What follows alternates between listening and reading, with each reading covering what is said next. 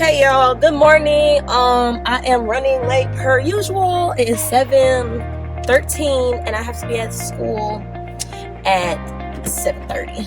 So I'm pretty sure I can get there on time. I just didn't want to have to be rushing. I don't know why I thought that getting up at 6 o'clock was enough time for me to get ready in an hour. I don't know why I thought that. So we are here. I got ready in an hour and 15 minutes approximately. So hopefully I can get to the school in 15 minutes. Because technically it doesn't start until 8, but there's a breakfast at 7:30 and your girl is hungry, you feel me? So I'm trying to get there by 7:30 so that I can get this food. So I don't know if y'all can tell by outside, but it's raining. Yay. But yeah, I will hit y'all up when I get to the school. But I just need to let y'all know that I am running late. But it's okay. Like, sometimes things happen and you just gotta roll with the punches. Like, you can't be upset about stuff like that.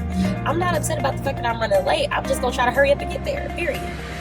So I'll let y'all know when I get to the school.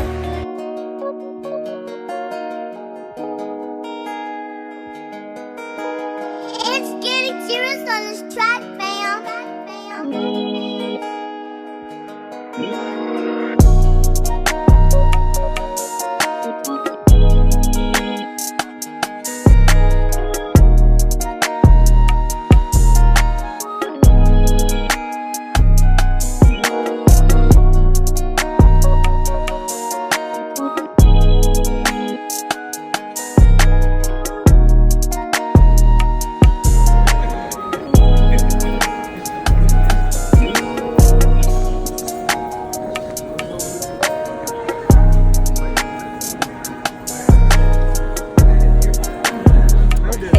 We are now heading over to the West Basic Science building.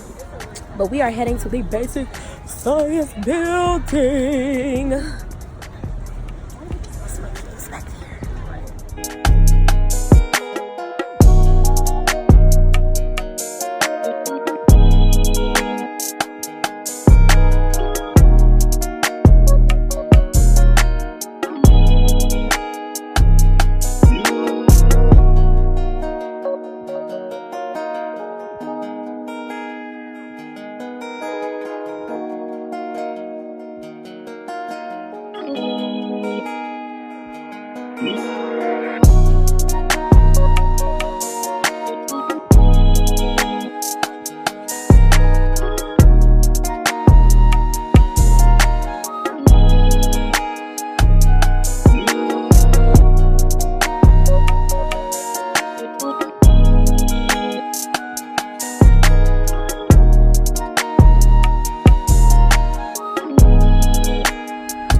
Okay, everyone, second day is done.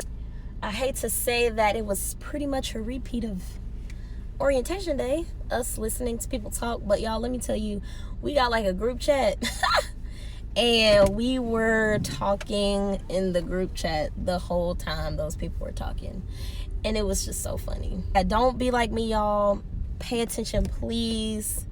I would not suggest not paying attention. But yeah, that was it for day 2. We took like a pre-test or something, and it was asking questions like, how confident are you in your ability to like review patient history or reflect on patient history? And in my mind, I'm like, I'm not a doctor yet, so I don't know. Like, I don't know my abilities to do that. So I was just putting like the middle rating for everything, like 5.5 out of 10. So yeah, I mean, I didn't really know what else I was supposed to do about that. It is now almost 1:30. I'm about to go home, take a nap, and then I'm going to get some studying done because some new lessons on the online course were just released today. So I need to get at least half of those done today. But until then, peace out.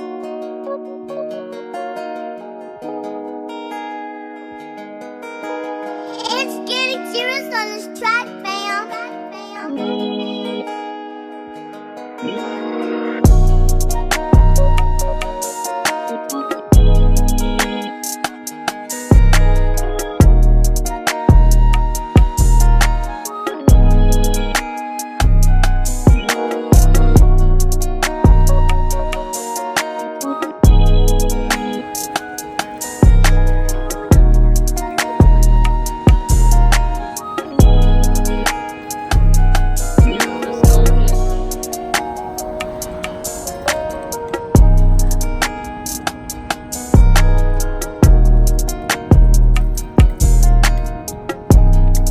Okay, y'all, I just got done eating lunch and I'm getting ready to go to the simulation lab. I think we are supposed to be like doing a patient interview. Keep in mind, this is only the 4th day, so none of us have any experience at all. They said like no bags or anything in there, but unfortunately I have my iPad and my wallet and my keys. Yep, I am on my way to sim lab. Wish me luck, y'all, because I'm gonna go in here and not know what in the heck I'm doing. Once I'm done with that, I will let y'all know how it went. Catch y'all later.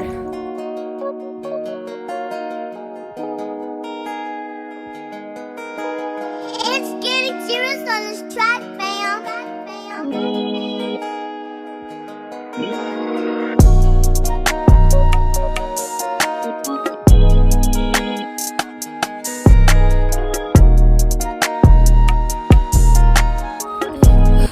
Okay, y'all, so I just got done doing my stimulated patient interview, and I think I did pretty darn good. And the only reason I say that is because we had two. So the first one I did, I was taking like a lot of notes and stuff, trying to make sure that I was getting all the correct information. And so when we went in for the second one, you know, I was asking the questions and stuff, doing the mnemonic that we had, and the doctor that was in there, you know, guiding us through or whatever, he was like, wow, you sound like you've been working in a hospital before. And I was like, no, I've never worked in a hospital. This is my first time doing this. He was like, well, I like how you ask the questions. You encourage the patient to answer your questions truthfully and stuff. And then the patient, the chief complaint was chest pain. And so he started describing like the chest pains and symptoms. And I was like, oh yeah, that's a heart attack. He was like, have you worked in a hospital before? I was like, no, I just watch a lot of Grey's Anatomy. So shout out to Grey's Anatomy for teaching me everything I know about the hospital. I did pretty good on the patient interview, but it wasn't like an actual interview. It was just like in an emergency medicine situation. So like taking vital signs, well, not taking vital signs, but like asking about symptoms, allergies, medical history, stuff like that. That went pretty well. So that was the first little session in our EMI course. My first little session with the patient interview went very well. So I'll hit y'all up later. I'm gonna stop by the bookstore, get something, and then I am going to go home, get some studying done, probably come back to the library, get some more studying done. So I'll catch y'all later.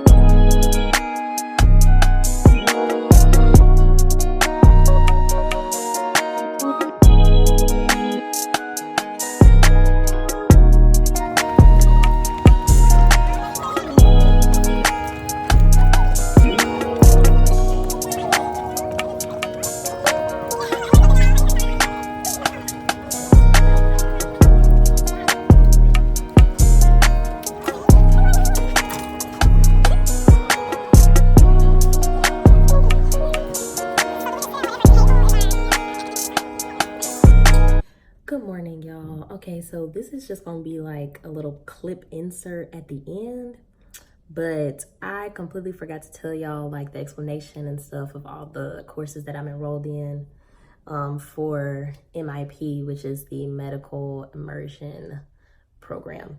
So the first course that I'm enrolled in is called FHDM, and that stands for Foundations in Health and Disease Management.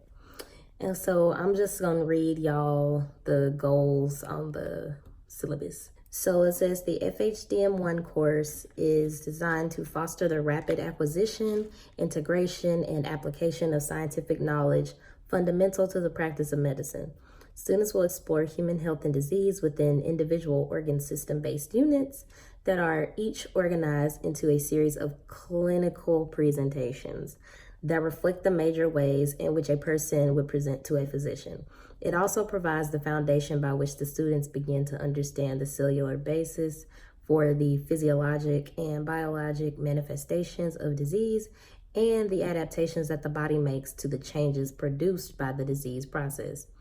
Integral in this course is the understanding of how the human body adapts to the stresses of life and to disease-causing stimuli. So basically, all of that means that we're gonna have different case-based studies, right? So each case that we get, we're gonna be looking at it from the aspect of each organ system, if that makes sense. I don't really know how to explain it. I've only done one lecture slide in the course, so I can't really give y'all too much information on it. So the first one that we're doing is child dehydration, right? And so from my understanding of it, it seems like with the child dehydration, hold on, let me pull it up for y'all so I won't lie. So this is basically the child with dehydration scheme. And I don't know, for my other people in med school, I don't know how y'all do y'all's curriculum, but our curriculum just recently changed. So instead of doing separate units, it's more integrated. So it talks about dehydration in the aspect of hypovolemia and how that affects the body and what causes it. It tells about signs and symptoms of dehydration, talks about causes of decreased fluid intake. So it basically talks about every single aspect of child dehydration. It literally talks about every single aspect of child dehydration from every single angle that you could possibly look at it from. Okay, so the next course that I am enrolled in is called, or we call it PPM, but it stands for Principles and Practice of Medicine.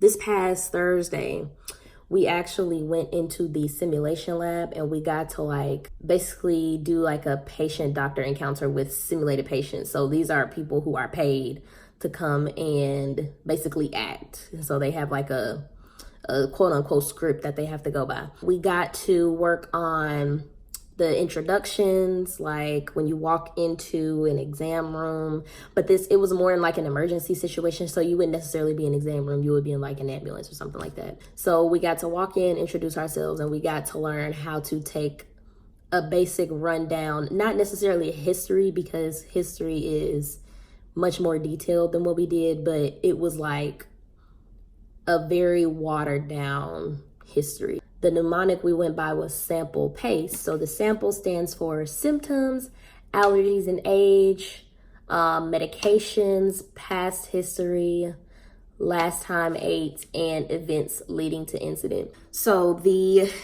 PACE stands for provoke, associated symptoms. It stands for, the S stands for sputum production. So if you're coughing, sputum production, and then ask for what color it is.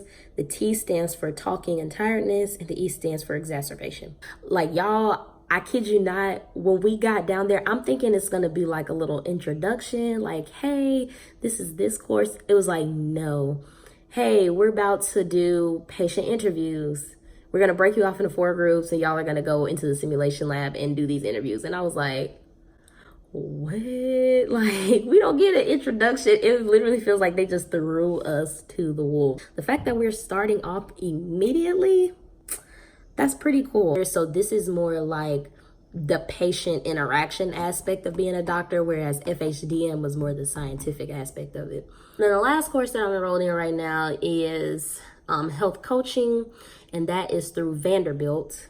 Basically, health coaching is pretty much teaching you how to be a human being. It's more about patient-centered healthcare, how your patient can be more involved in their health and treatment aspects of it. And it also teaches you how to help the patient maintain their health. That's basically just a little rundown of all the courses that I'm involved in. And if y'all watch the whole vlog, I appreciate you.